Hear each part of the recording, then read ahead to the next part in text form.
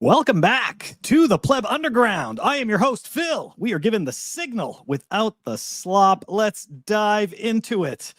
Got a lot of stories to cover. You know what? Actually, even before we start covering the stories that we were going to cover today, I'm seeing again this resurgence of the Air Canada news. And I covered this actually last week or the week before, I think it was. And guess what? None of that is true.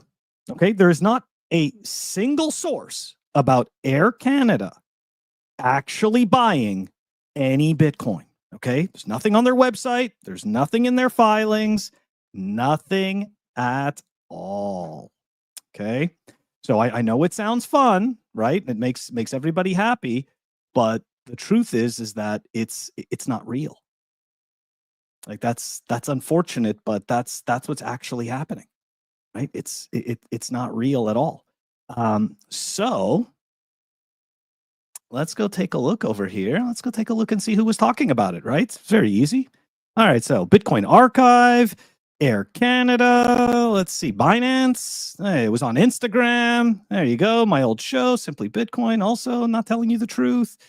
Instagram, Threads, Y Predictor, and these are just AI at this point, right? These are just AI news outlets. So I don't know, guys. I don't know why people feel the need to lie. There really is no reason. You don't have to. It can still be hopium, right? You can still be excited about Bitcoin without lying to people about what's actually happening out there. Anyways, all right. So what do we have on the actual news today? Let's dive into it. So yesterday, I totally missed doing the OSMU update. Going to give you the OSMU update today. Also, Kevin O'Leary, right? Mr. Wonderful. Guess what? He's back, and he's going to be fixing Bitcoin's biggest problem. Of course, right? What would be an episode of Pleb Underground without summer paper Bitcoin news? A whole lot more paper Bitcoin summer. That's right. Can't have enough of that. We're also going to take a look at Francis Pulio made a really cool little website called pumpdip.com. We're going to take a look at that one really quickly. And as well, guess what? Everybody was cheering. Well, not everybody, right? This is mostly just shitcoiners and people that I wouldn't even say people in the banking system, but the people that are looking forward to being able to tokenize equities were really excited about tokenizing equities. Unfortunately, there is a little bit of pushback on that. Anyways, before we dive into it, you guys know the deal. We're going to show some love to the Pleb Underground sponsor. We're going to be right back. Dive in all the news. Here we go. Pleb Underground is sponsored by Archimedes Emporium. Discover the pinnacle of precision engineering, starting with their Bitcoin logo wall clock, meticulously machined in Maine from a solid block of aerospace-grade aluminum, ensuring unparalleled durability and performance. Experience the difference of a product made without compromise. Head on over to Archimedes Emporium. Okay, I'm going to show one last annoying thing here about the Air Canada thing, and then we will actually move on to the news. Okay, and again, right? I actually pointed this out in the video that I did. The reason why this Air Canada stuff, at least one of the main reasons why this came out, is because there was a huge strike and it was in the news. Okay, so this was like a perfect way to segue into this. So here we go, right? Out of Bitcoin Magazine, the Bitcoin historian, right? It's kind of scary, right? That people could just go call themselves this. I think I'm going to call myself the Bitcoin brain surgeon. Just why not, right? Don't need any creds. So apparently the Bitcoin historian lying to you about Air Canada, Bitcoin Archive lied to you about Air Canada, Dambe. There we go. What else here? Bitcoin Daily. Nice. It's good stuff. There you go. Simply Bitcoin. Anyways, all right. So doesn't make a difference. The point is that sensationalism sells, right? Obviously, it's way less lucrative to give people an accurate depiction of what's actually happening rather than just satisfying their biases, right? Making them happy, making us happy about what we bought, right? As if Bitcoin's qualities weren't enough. You need to be lied to about what's happening. That's really what's important. Okay. I will stop. Let's dive into the OSMU stuff. So, as you guys know, I covered the OSMU drama a few weeks ago, and essentially what it is OSMU provides, it's a group of Bitcoiners, right? Hardware, we'll say people, hardware-centric Bitcoiners, people who like to develop, came together, right? And they started to make main boards, right? And today, these are called, for the most part, these are bit axes, nerd axes, octo axes, right? All of these solo miners, okay? Now, essentially, if you order a board through them, okay, or a finalized product or whatever it is, the issue was raised that you were supposedly forced into making a donation. Now, I am not in the OSMU community. I'm also not one of the people that experienced this other side. However, we do know that this drama was playing out, and this is an answer from one of the main guys that's responsible for OSMU, Scott 9000. So here's what he had to say about this OSMU drama. OSMU has not been transparent enough. The honest truth is that OSMU started as a couple of plebs on a Discord chat who came together to build rad stuff in the Bitcoin ethos. We have been blindsided in the best kind of way by the outpouring of financial support, technical contributions, and enthusiastic encouragement from Bitcoiners in all corners of the world. We're working very hard to form a proper foundation and provide that transparency. It will happen. Some of the most excellent people I've ever met have stepped up to see this through. In the meantime, if you'd rather wait to donate to the project, then please do. Donations have always been optional. Find a different seller, manufacturer, even better, build your own. As always, the complete source is provided. So look, in all fairness, right, I don't have an issue with this. To me, right, it's not just to me, but an error only becomes a mistake when we choose not to correct it, right? So I'm not saying that these guys intentionally were disingenuous or anything like that. I'm just saying that they ended up in a situation where it could be perceived that way. Maybe their judgment wasn't so great. However, right, I believe that them, Scott specifically, coming out saying this, I think is very important. I don't see this as a bad thing. So look, kudos on you guys, right? Like this is the whole point, right? Like sometimes it feels as though, you know, people want other people to be an enemy, right? I can say that has happened in my own life where I'll make a comment and then people will determine that I want this other person or this group or company to be an enemy. It's like, no, you don't want them to be an enemy. You simply just want to expose the entire story, right? It's, again, I know this sounds crazy, but once upon a time, Bitcoiners wanted to be accurate about things, right? They wanted to be accurate about stories. They wanted to be accurate about the news. Something happened there. I don't know what it is. Anyways, all right. Moving on, guys. We are going to go to, we're going to take a look at, actually, you know what? Before we go into Paper Bitcoin Summer, let's see what Tim Draper had to say. Guys, I know that the dip has been really hard. We're dead at like 109K. It's so scary. I can't believe we're crying about 109K in Bitcoin, but have no fear. legacy systems dude with magic numbers are here. Let's see what Tim Draper had to say. Predicting $250,000 for a Bitcoin for a long time. And turns out I haven't been right yet, but we've gotten halfway there, so that's very exciting. But Bitcoin is a hedge against bad governance, against government spending, inflation. Bitcoin is your alternative that allows you to deal with the major changes that are happening in government policy. Okay, so we got our 250K, guys. I apologize. I just realized for whatever reason, Twitter, I must have screwed this up. I must have been logged in with my own personal account, and anyways, it didn't end up going live on Twitter. And of course, I just realized it. So, for the people who are on Twitter that are viewing, welcome to the show. Sorry you're like 6 minutes late. That's my fault. That's not your fault. Anyways, let's continue on. So, guys, be excited. Tim Draper, 250K Bitcoin still intact, even though we're dead at 109K. Of course, I'm being sarcastic. I don't really think we're dead. But you can't help but notice people crying, right? Crying about Bitcoin price and, oh no, the cycle is over and blah, blah, blah.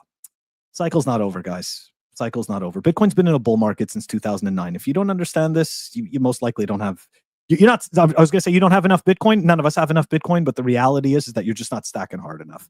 That's right. Shame stacking. Okay, Paper Bitcoin Summer. Let's do it, guys. Paper Bitcoin Summer. All right. Emperor Digital provides update on share repurchase program, and we just need to scroll down here for the boom. Increasing their Bitcoin per share. That is what they're looking to do. They acquired 13 additional Bitcoin, and they now hold approximately 4,000 Bitcoin. That's pretty good. That's pretty good. Let's take a look at the overview for the shares. Shareholders have been substantially diluted in the past year. That's how they buy Bitcoin. Earnings have declined by 12% over the past 5 years. That's just their business, losing business. And okay, the high volatility of the share price, I don't really care for, and they don't have meaningful revenue. Again, $4 million. I'm not going to shit on that. I've noticed that this particular metric seems to change depending on the business in comparison to its industry. So take that with a grain of salt. But yeah, shareholders have been substantially diluted and the earnings have declined. It's never a good story, but you know what? Maybe the charts, the chart also looks like a little bit like a pump and dump. Well, no pump, but lots of dump. Anyways, it doesn't matter. I'm sure this is fine. I'm sure that this company is not using this as a publicity stunt. It's organic. The organic business, I'm sure. That's what they're going for. Anyways, that's the first announcement for the Paper Bitcoin Summer. Let's move on. We've got more, guys, because this just never ends. Just never ends. It's a parade of Paper Bitcoin Summer companies. I mean, everybody already knows about Metaplanet, but look at that, right? Bitcoin treasury firm Metaplanet graduates to the FTSE Japan and All World Index. So the FTSE is the Financial Times Index merged with London, okay, the London Exchange. So they merged together and it became or what is termed in TradFi circles, the FTSE, okay? But it's the FTSE. Anyways, I mean, that's a good step forward, right? It's definitely a good step forward for them. I don't like the fact that their earnings are not that great, of course. I don't like the fact that they sold off a lot of their hotels to buy Bitcoin. Again, I get it. That is their plan. I'm watching it, but of course, I can't help but keep my mouth. I was going to say, I can't keep my mouth shut. Okay, next. Let's see. So Metaplanet was upgraded from a small cap to a mid cap stock, bumping it up for inclusion in the flagship FTSE Japan Index. Congratulations, Metaplanet. I hope you guys could eventually start to churn out some earnings. Otherwise, yeah, it's not going to be so fun. Anyways, moving on. That's right. More Paper Bitcoin Summer. Phil, how much is there? Whole lot. No. So Sequins, right? For the people who don't know Sequins, this is the one that Swan Bitcoin has been essentially doing consulting for, right? And been helping them with their announcements.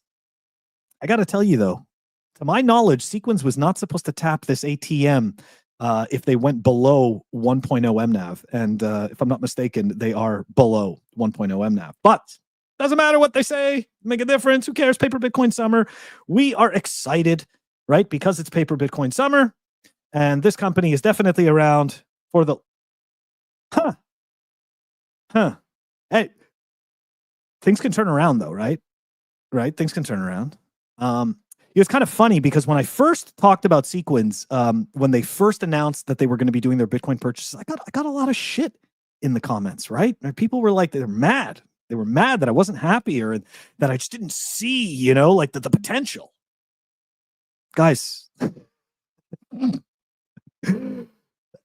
what really? It's like a 39-cent stock or 69 or 96-cent stock, whatever, doesn't even make a difference. Look, it's just what it is. Okay. These companies, and again, right, I'm not saying that they don't have earnings or anything like that. They do. But right now, this Bitcoin treasury stuff, for the most part, is being used as a one-trick pony. Okay. That's all it is. And there's going to be a next thing that comes along. Anyways, moving on from Sequins. Let's go to, yes, Vanatti coffee. You know what? I just realized I showed you guys the wrong chart for, oh no, I didn't. That was the sequence chart. Haha. That was the sequence chart. That's great. Okay, well, here's Vanatti coffee. Another Bitcoin treasury winner. Hey, look at that. Oh, look. And this is good stuff. So for the people who aren't really don't really follow TradFi, right? This is called a reverse split. Okay, so this is when, and of course, it doesn't change the market cap or anything like that. But what it does do is it helps to change the market perception, oftentimes for people that are not paying attention. Okay, so this was a 1-for-10 split that they did back in March. Okay, so that means if you had 10 shares of Vanatti coffee, right, now you have one. And look at this chart. Not only do you only have one share of Vanatti coffee, but your one share just compressed and lost another 99%. But hey, they're buying Bitcoin, so be excited, Phil. You should be excited about this. Come on, man. I know it should be a little bit more excited, but I'm not.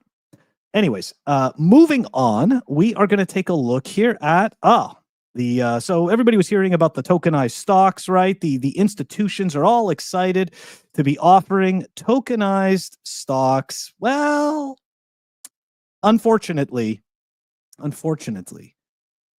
the biggest organizations behind equities, global regulators, exchanges, right? They're pushing back on this because guess what? When something like this happens, the people in power, right?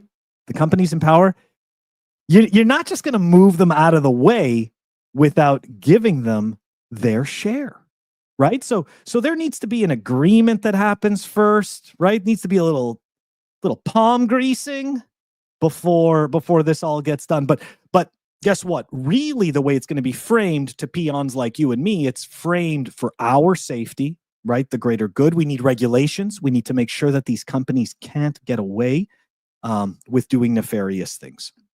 So, European Securities and Markets Authority, the International Organization of Securities Commissions, and the World Federation of Exchanges sent a letter to the SEC Crypto Task Force. Wait, what? Urging stricter regulatory oversight over what? How did I thought the Crypto Task Force was dismantled. Weren't a whole bunch of people cheering about that last week? And then, of course, we had to debunk that and explain, because we actually read the paper, that all they're doing is taking those procedures and processes that they learned in that specialized team and putting it into the standard process. That's all. That's all that's happening. Crypto Task Force is very much there. Okay, this is all nonsense. That's all it is. But yeah, guys, doesn't surprise me. Doesn't surprise me one bit. All right, so let's dive into it. Kevin O'Leary. So for the people who don't remember Kevin, right? If you don't, somehow you don't know who Mr. Wonderful is, he was endorsing FTX last cycle. You remember FTX, right? The big exchange that could never fail, 133 shell companies attached to it. Yeah. Yeah. And Mr. Wonderful, right? He does his due diligence, right? He was on Shark Tank, right? That show that portrayed just how, how cunning he is, right? How he does his own research. He's a visionary. He's a visionary. Anyways, see what this visionary had to say, because guess what? Bitcoin has a big problem. Kevin O'Leary's about to fix it. At Bitcoin, and I think this is certainly what I'm looking at with my managers now. It's a perpetual holding. If you're in crypto, your granddaddy position, your largest position is always going to be Bitcoin. And yet Bitcoin has no distributions or yield or interest. And so the work I'm doing now is to solve for that problem. And everything he's ever done has been to rent seek. So this is the only thing he knows how to do. This is what most, believe it or not, this is what so many business people, this is what they know how to do. And that's okay, right? That's okay. But you see, this is the big problem, right? It's not actually Bitcoin's biggest problem, but it is people like him. It's his biggest problem.